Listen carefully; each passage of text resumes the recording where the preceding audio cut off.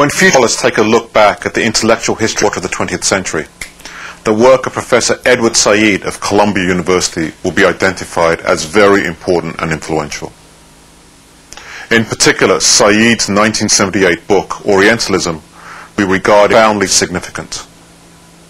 Orientalism revolutionized the study of the Middle East and helped to create and shape entire new fields of study, such as post-colonial theory, influencing disciplines as diverse as English, history, anthropology, political science, and cultural studies. The book has now been translated into 26 languages and is required reading at many universities and colleges. It is also one of the most controversial scholarly books of the last 30 years, sparking intense debate and disagreement. Orientalism tries to answer the question of why, when we think of the Middle East, for example, we have a preconceived notion of what people live there, what they believe, how they act, even though we may never have been there or indeed even met anyone from there. More generally, Orientalism asks, how do we come to understand people, strangers, who look different to us by virtue of the color of their skin? The segment of Orientalism is that the way we acquire this knowledge is not innocent or objective, but the end result of a process that reflects certain interests. That is, it is highly motivated.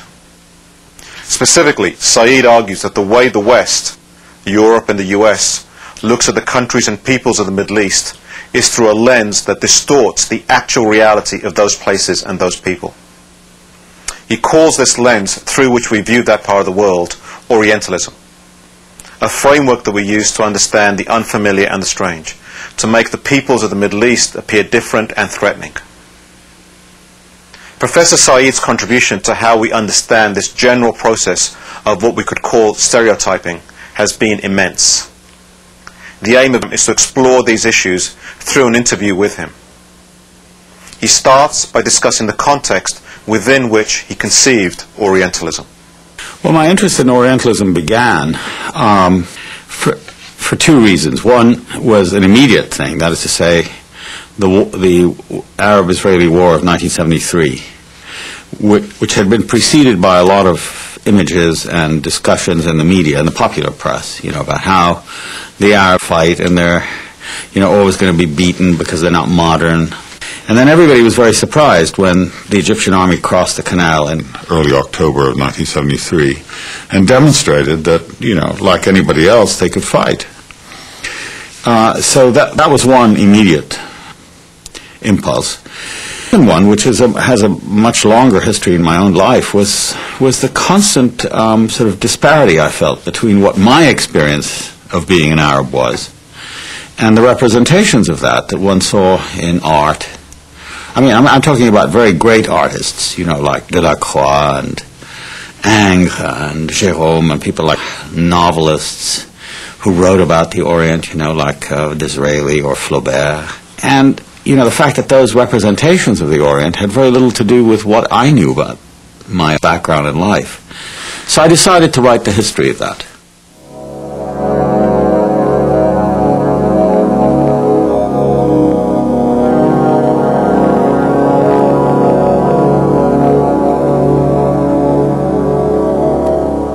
If somebody, let's say in the 1850s or 60s in Paris or London, wished to talk about or read about or Egypt or Syria, there would be very little chance for that person to simply address the subject, think in a kind of free and creative way. A great deal of writing had gone before, and this writing was an organized form of writing, like an organized science, you know, what called Orientalism. And it seemed to me that there was a kind of repertory of images that kept coming up, you know, the sensual woman who's there to be sort of used by the man. The East is a kind of mysterious place full of secrets and monsters. You know, the East was a phrase that was used.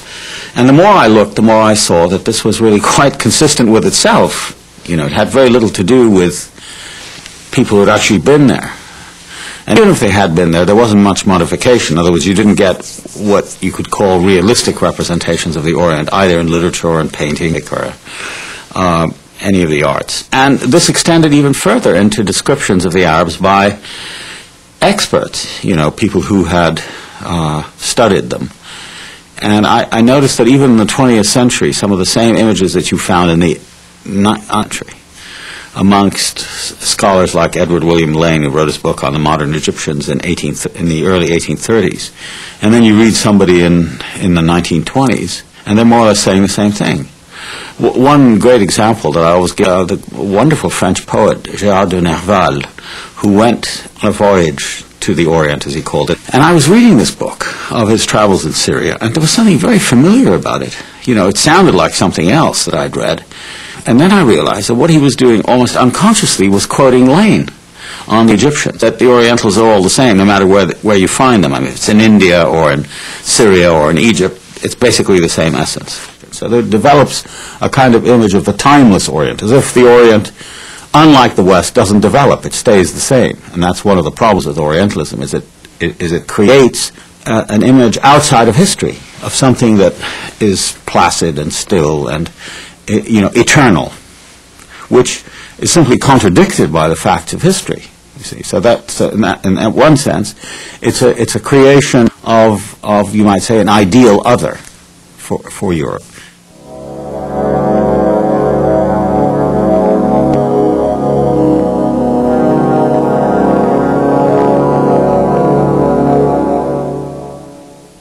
Professor Said's analysis of Orientalism is a description of its content, but a sustained argument for why it looks the way it does. It's an examination of the quite concrete historical and institutional context that creates it. Specifically, Said locates the construction of Orientalism within the history of imperial conquest. As empires spread across the globe, historically the British and the French have been the most important in terms of the East. They conquer not only militarily, but also what we could call ideologically. The question for these empires is, how do we understand the natives that we are encountering so we can conquer and subdue them easier? This process of using large abstract categories to explain people who look different, whose color, has been going on for a long time, as far back as there has been contact between different cultures and peoples. But Orientalism makes this general process more formal in that it presents itself as objective knowledge. Said identifies Napoleon's conquest of Egypt in 1798 as marking a new kind of imperial and colonial conquest that inaugurates the project of Orientalism. There was a kind of break that occurred after Napoleon came to Egypt in 1798. I think it's the first really important modern imperial expedition.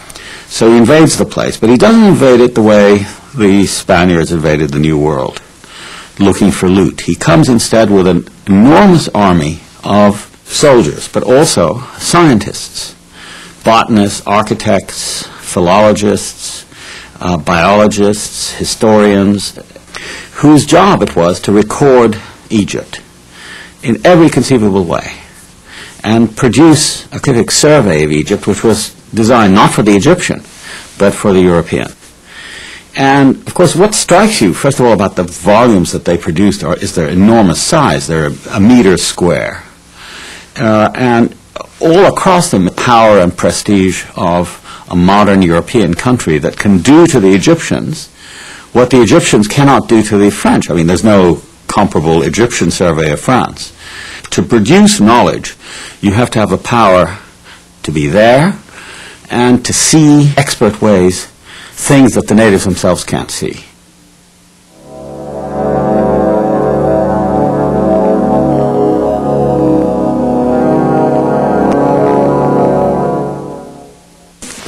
The differences between different kinds of Orientalisms are, in effect, the differences between different experiences of what is called the Orient.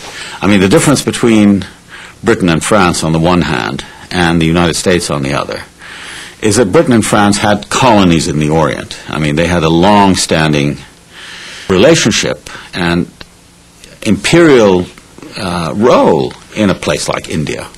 You know? So that there's a kind of a archive of actual of being in India, of ruling the country for several hundred years, right?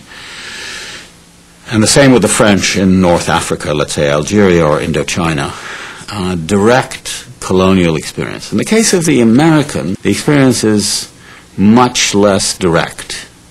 I mean, there's never been an American occupation of the Near East. So I would say the difference between British and French Orientalism on the one hand and the American experience of the Orient on the other is that the American one is much more indirect. It's much more based on abstractions. The second big thing, I think, that differs American experience from the British and the French of Orientalism is that American Orientalism is very politicized by the presence of Israel, for which America is the main ally. And President Clinton and I are proud, as are all Americans, that the United States was the first nation to recognize the State of Israel 11 minutes after you proclaimed your independence. And what you have, in effect, is the creation of a Jew in the middle of the Islamic Oriental world. And the sense that because it's a Jewish state and a Western state, self-declared, there's a greater coincidence between American interests there than there is between American interests, let's say, in places like Iran and Saudi Arabia, which are important because of oil. I think the presence of this other factor, which is very anti-Islamic, where Israel regards the whole Arab world as its enemy, is imported into American Orientalism. I mean, the idea, for example, that Hamas terrorists on the West Bank are just interested in killing Jewish children is what, from looking at this stuff, and very little attention is paid to the fact that the Israeli occupation of the West Bank and Gaza has been going on for 30 years. It's the longest military occupation century. And so you get the impression that the only problem is that, you know, Israeli security is threatened by Hamas and suicide bombs and all the rest of it. And nothing is said about the hundreds of thousands, millions of Palestinians who are just miserable lives. It's the direct result of what Israel has done and is doing. So there's a sense in which the Arab struggle for national independence, and in the case of the Palestinians for national self-determination, is looked at with great hostility in the stabilities of the status quo. And that makes it virtually impossible, it's a tragedy, virtually impossible for an American to see on television, to read books, to see films about the Middle East that are not colored politically by this conflict, in which the Arabs almost always play the role of terrorists and violent people and irrational.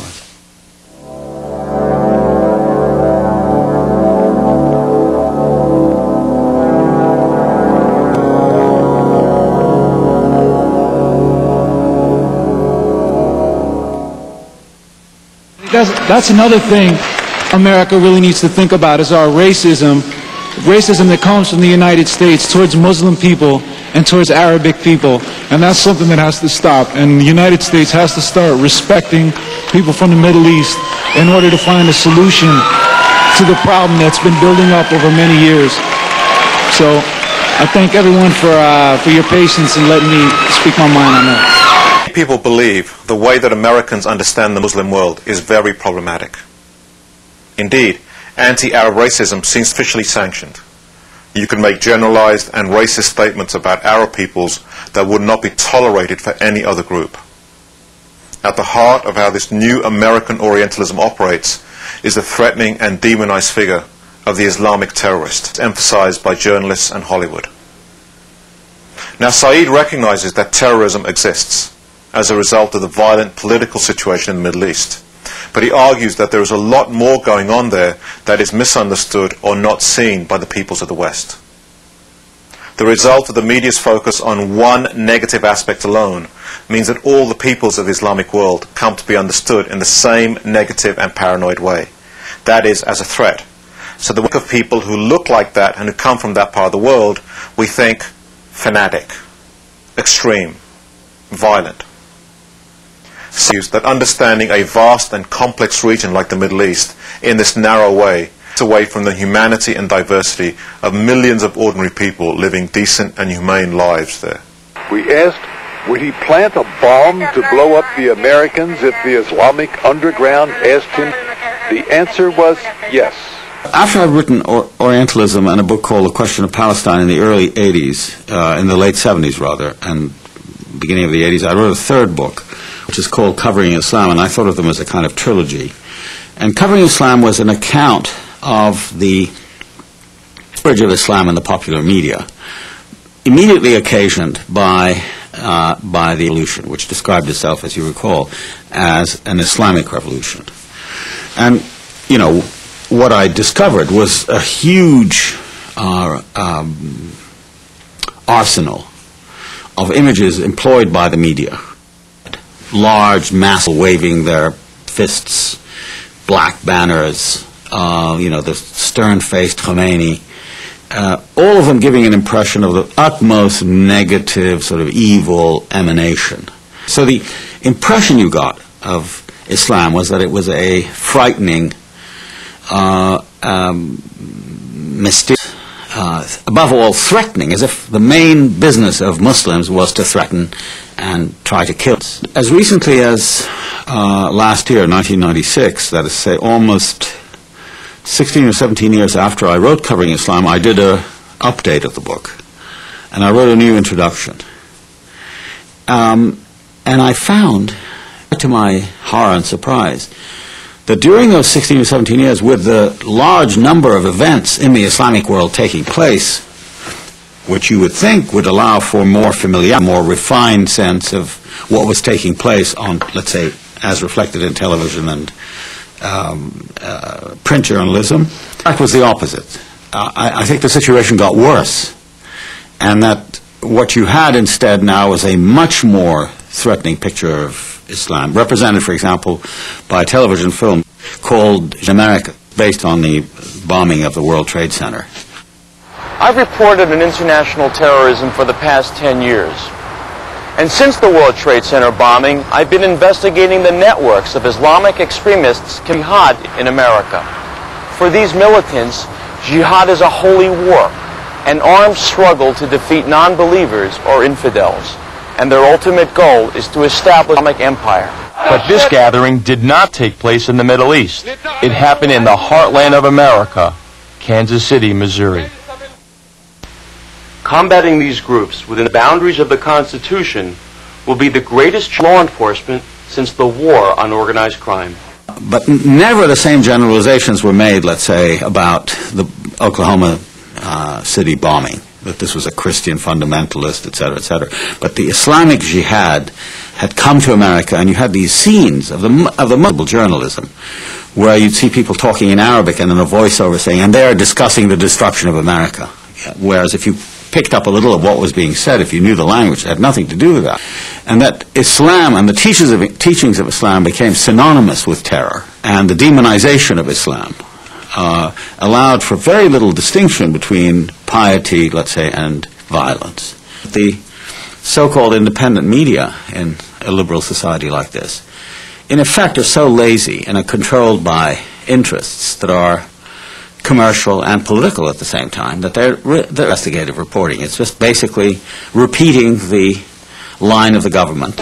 Only 8 days ago, I concluded a broadcast on the World Trade Center bombing by telling you what senior U.S. law enforcement officials were telling us. The threat of Muslim extremists operating within the United States is an ongoing danger, something we'll have to live with from now on.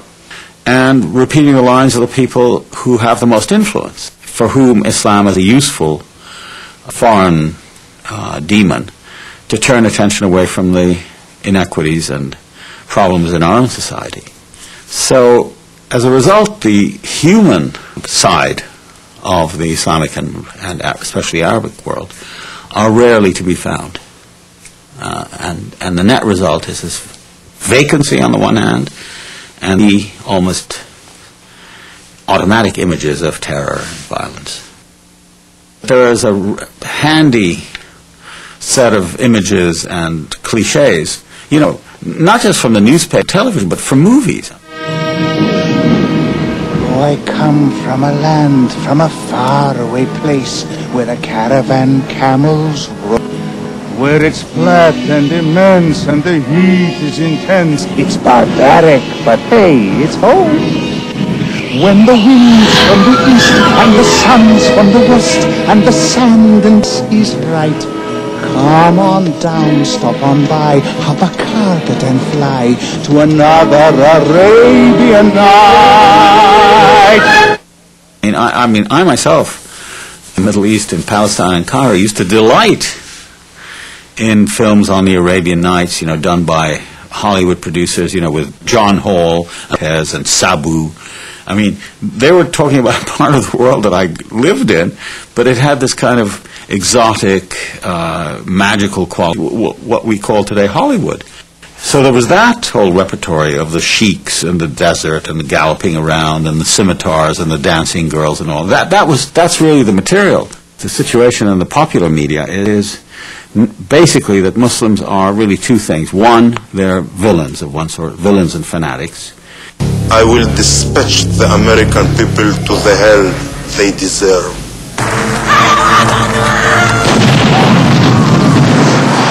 And B, many films end up with numbers of bodies, Muslim bodies, strewn all over the place, the result of Arnold Schwarzenegger, Demi Moore, Chuck Norris. Lots of films about guerrillas going in to kill Muslim terrorists. So the idea of something that to be stamped out.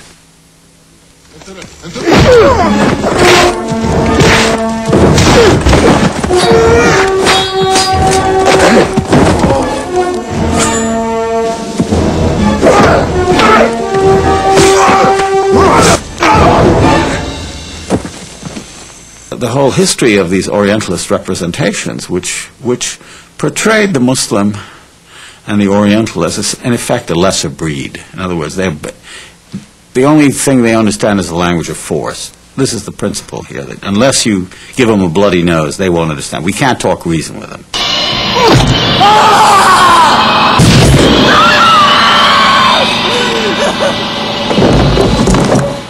Is the Arab world full of terrorists? Well, I mean, all you have to do is sort of break down the question into common sense and say, there are terrorists, as there are everywhere.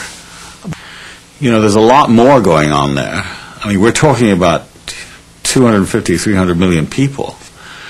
And one of the great problems with Orientalism to begin with is these vast generals of Islam and the nature of Islam. I mean, there's very little in common that you can talk about as Islam between Indonesia and Saudi Arabia. They're both Muslim countries, but you know, the differences in history and traditions and so on are so vast that the word Islam has, at best, a tenuous meaning.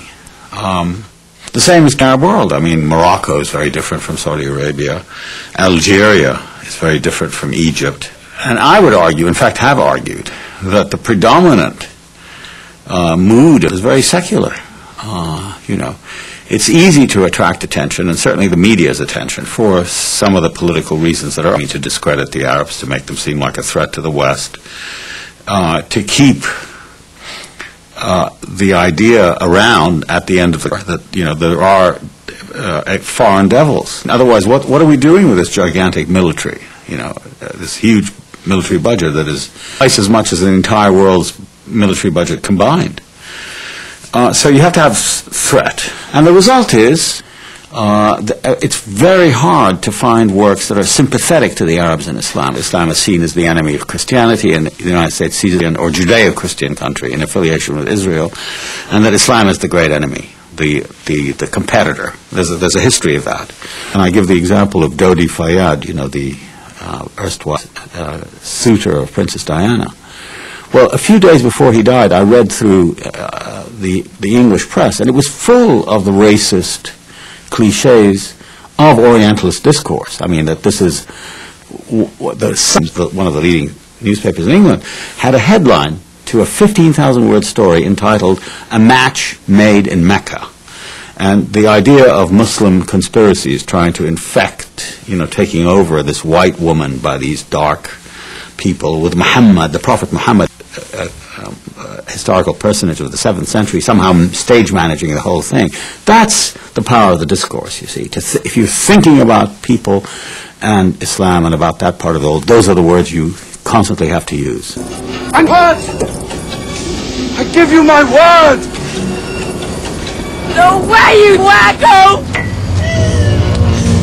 So discourse is a system of producing knowledge within certain constraints, whereby certain rules have to be observed. Okay, Libya, exports. Yes, you American pig. Nice touch. To think past it, to go beyond it, not to use it, is virtually impossible, because there's no knowledge that isn't codified in this way about that part of the world. May I help you? Hayat Fal Philistine. Wabushnia. Into the sound, Jesus, of our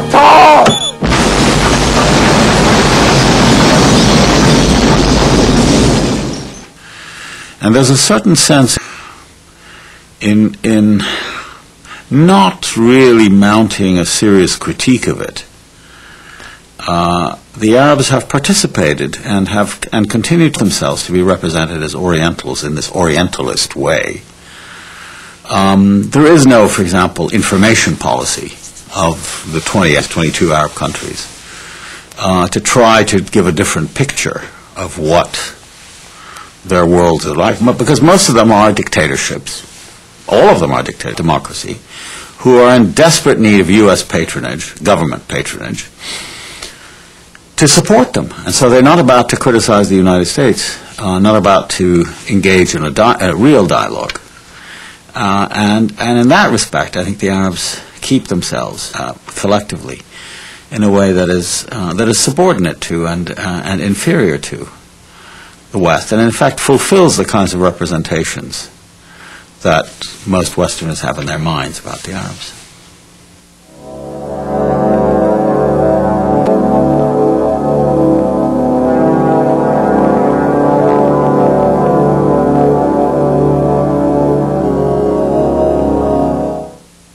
The attack came without warning. According to a U.S. government source, told CBS News that it has Middle East terrorism written all over it. The attack in Oklahoma City appears to have a familiar mark. This was done with the inflict as many casualties as possible. That is a Middle Eastern trait. The fact that it was such a bomb in Oklahoma City immediately drew investigators to consider deadly parallels that all have roots in the Middle East. ABC News has learned that the FBI has asked the U.S. military to provide up to 10 Arabic speakers to help in the investigation. Things about the persistence of Orientalism, I mean, almost, when you think about it, almost astonishing persistence of it was the Oklahoma City bombing in April of 1995. I can give you a personal example. I was in Canada giving lectures at the actual time of the bombing. And maybe half an hour after the event had occurred in the afternoon, my office was inundated with phone calls. And I rang my office from Canada, as I frequently do, to find out, if there was any message for me that needed attention and so on. And she said 25 calls had come in from the networks, from the cable channels, from the major newspapers, news magazines, and so on and so forth, all of them wanting to talk to you. And I said, what about this event? And I said, well, what does that have to do with anything? Well, apparently somebody had volunteered, one of these instant commentators, that the notion that this seemed like a Middle East-style bombing and that there were a couple of swarthy people around right after the bombing, or seen after the bombing. Within hours of the explosion, local police and the FBI had issued the All Points Bulletin looking for 3 men believed to be of Middle Eastern origin. And sources tell CBS News that the FBI is treating this as a Middle Eastern-related incident. Oklahoma City, I can tell you, is probably considered one of the largest centers of Islamic radical activity outside the Middle East. And so this got them to think they should talk to me, not because I had anything to do with it, but because by virtue of being from the Middle East, I would have an insight into this. You know, and of course the proposition is so preposterous and so racist that just if you're from the area, understand who and why this is being done, never thinking for a moment that it was a local homegrown boy called McVeigh who was, you know, totally American in his outlook and was doing it out of the best principles in extermination and Ahab-like anger, you know, at the world.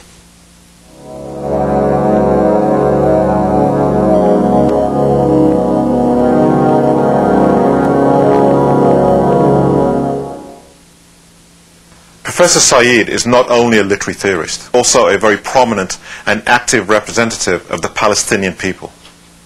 Said grew up in what was then called Palestine and is now called Israel and the occupied territories. When the State of Israel was founded in 1948, like millions of Palestinians, Said and his family were made homeless as well as stateless. These exiled Palestinians now mostly live either in the territories under the control of Israel or in refugee camps in the surrounding countries. One of the things that drives Said is the quest for justice and a homeland for the Palestinian people. And there's a close connection between Said's intellectual work and his political activism. As he himself remarks, he wrote 3 books that he thinks of as a trilogy and that are closely connected together: Orientalism, covering Islam, and the question of Palestine. He believes that finding a peaceful, humane, and just solution to the conflicts in the Middle East, that is, finding an answer to the question of Palestine, will require overcoming the race of Orientalism that stresses the separation of people from each other, that regards difference as a threat that must be contained or destroyed. Because of the complex and bloody history of the Middle East, Said regards the situation in Palestine and Israel as the ultimate test case facing the 21st century of whether we live together in peace and reconciliation with our differences, whether we live apart in fear and loathing of each other, constantly under threat, constantly at war.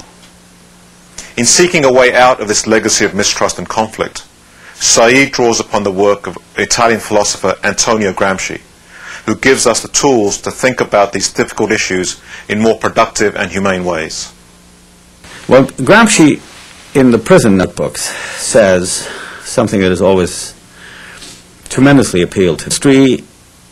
Deposit us our own history, our family's history, our nation's history, our tradition's history, which has left in us an infinity of traces, all kinds of marks, you know, through heredity, through collective experience, through individual experience, through family experience, through relations between one individual and another. A whole book, if you like, a series of, an infinity of traces. But there's no inventory. There's no orderly guide to it. You know. So Gramsci says, therefore the task at the outset is to try to compile an inventory. In other words, to try and make sense of it. And this seems to me at any rate, to be the most interesting sort of human task. It's the task of interpretation. It's the task of giving history some shape and sense for a particular reason, not just that, you know, to show that my history is better than yours or is worse than yours. I'm a victim and you're somebody who's oppressed people and so on. But rather to understand my history in terms of other people's history. In other words, to try to understand, to move beyond, to generalize one's own experience to the experience of others. And I think the great goal is in fact to become someone else, to transform itself from a unitary identity to that includes the other without suppressing the difference. That, he says, is the great goal. And for me, I think that would be the case, you know, and that would be the notion of writing an inventory historical interest. Not only understand oneself, but to understand oneself in relation to others, and to understand others as if you would understand yourself.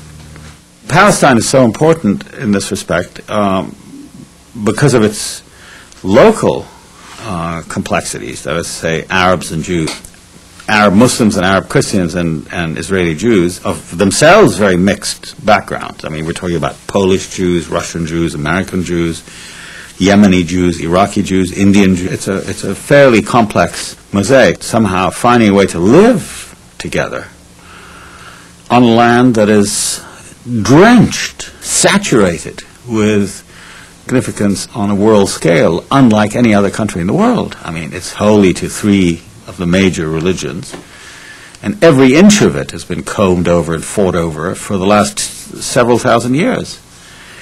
And the pattern so far has been the Zionist pattern, which is to say that, you know, we're the chosen people, everybody else is sort of second-rate, throw them out, or treat them as second-class citizens.